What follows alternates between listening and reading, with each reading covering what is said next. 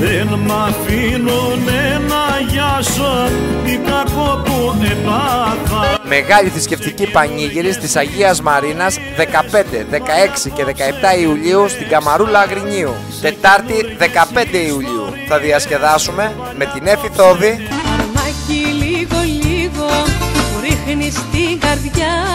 τον Νίκο Βλαχοδήμο, τη Μαρία Γιαννακά και τη Χρυσούλα Τζαμαλή.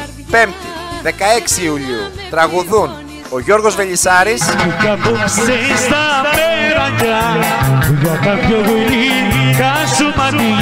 ο Νίκος Βλαχοδήμος, η Μαρία Γιαννακά και η Χρυσούλα Τζαμαλή. Και Παρασκευή 17 Ιουλίου η Χαρά Βέρα, ο έρωτας είναι θρησκεία κι ας λένε πως είναι αμαρτία.